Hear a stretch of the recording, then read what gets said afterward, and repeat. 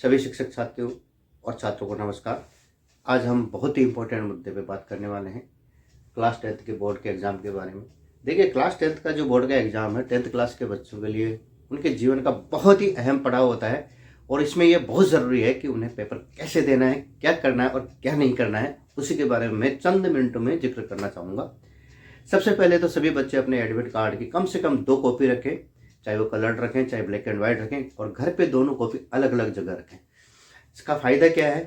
देखिए, कई बच्चे ऐसे आते हैं सेंटर में जो अपना एडमिट कार्ड घर भूल जाते हैं, टेंशन में या जल्दबाजी में जो भी है। तो कम से कम उनको पेरेंट्स को जब पता होगा कि यहाँ पे एडमिट कार्ड रखा है तो वो तुरंत कॉपी लेके आ सकते हैं। और अगर बच्चा खुद वहाँ से जाएगा, घर जाएगा, वापस जाके आएगा, जब तक उसका पेपर ख़राब होना तय है या हो सकता है कि वो छूट भी जाए। इसीलिए इस समस्या से बचने के लिए ऐसा करना बहुत ज़रूरी है।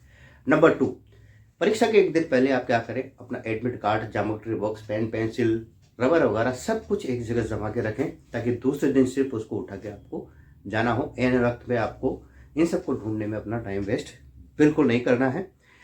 परीक्षा हॉल में कम से कम आप 30-40 मिनट पहले ज़रूर पूछें और वहाँ पूछकर अपनी सीट ग्रहण करें।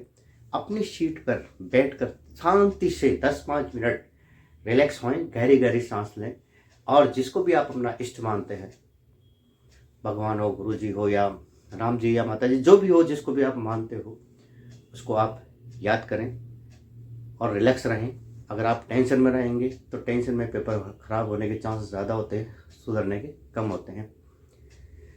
जब आपको कॉपी मिल जाती है तो उसमें एंट्री बड़ी तसल्ली से, बड़ी ध्यान से करना है। एंट्री में कोई भी एग्ज़ाम हो, कॉपी या OMRS की जब भी आपको एंट्री करनी हो फॉर फर्दर आगे एग्ज़ाम में, तो वो तसल्ली से करना है।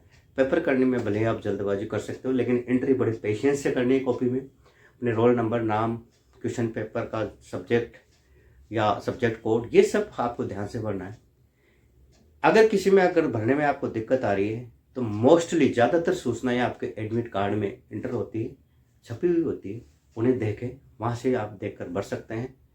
फिर भी कोई समस्या आए तो एग्ज़ाम रूम में आपके पास इन्विजिलेटर होते हैं, परीक्षा लेने वाले होते हैं, उनसे आप बातचीत करके इतनी सी सहायता तो आप ले सकते हैं। कोई समस्या अगर आती है तो केवल क्वेश्चन पेपर कोड या क्वेश्चन पेपर सीरीज़ पेपर मिलने के बाद में भरना होता है। बाकी सारी एंट्री आप पहले करके तैयार रखें। पेपर मिलने के बाद अपना टाइम वेस्ट कॉपी की एंट्री में बिल्कुल नहीं करना है, पहले भर के रख देना है ताकि आपका टाइम बचे और पेपर अच्छी तरह हो पाए। अब जब आपके कॉपी में पूरी एंट्रीज हो गई है, अब आपको क्वेश्चन पेपर मिल जाता है। पहले 15 मिनट आपको पेपर पढ़ने के लिए मिलते हैं, तो उसमें आप ध्यान से केवल पेपर पढ़ेंगे, पूरे अटेंशन से पेपर पढ़ें। जो जो क्वेश्चन अच्छी तरह आते हैं, जो प्रश्न अच्छी तरह आते हैं आपको, उन पे आप क्या करें, हल्का सा पॉइंट मार्क कर दें।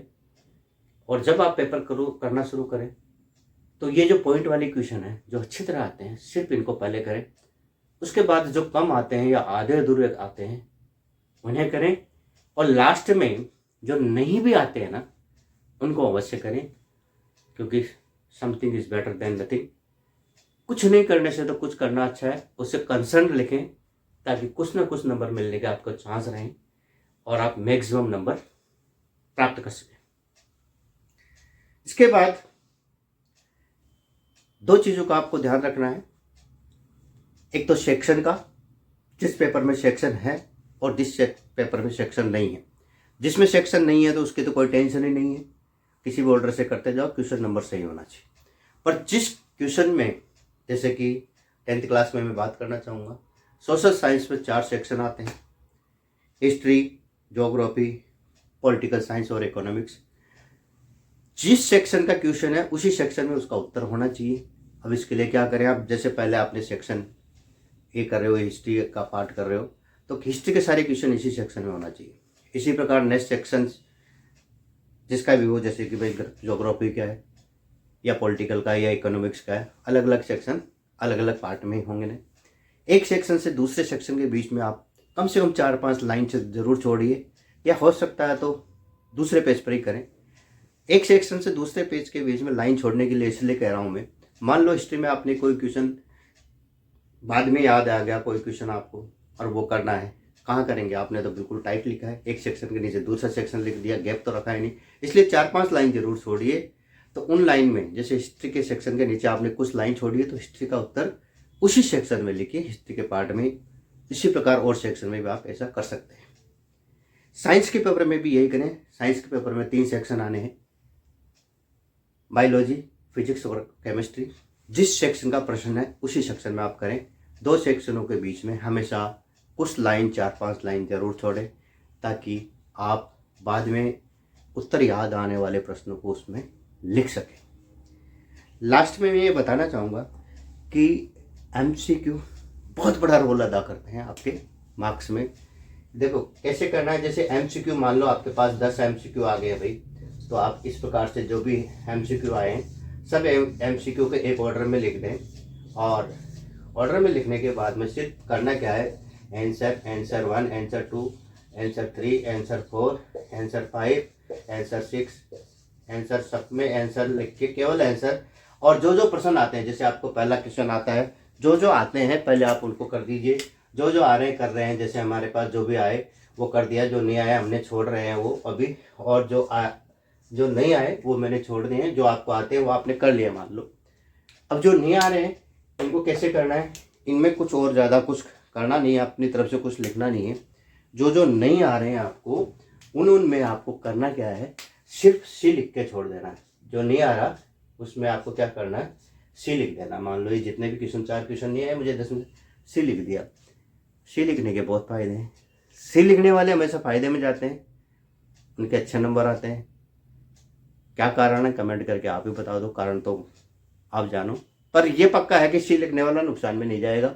एक कारण तो ये भी है कि मान लो कोई क्वेश्चन आपको बाद में याद आया कि इसमें तो सी नहीं है और ए है, तो कोई बात नहीं, इस सी को आप आसानी से ए भी बना सकते हो। कहने का मतलब चेंज आसानी से हो सकता है।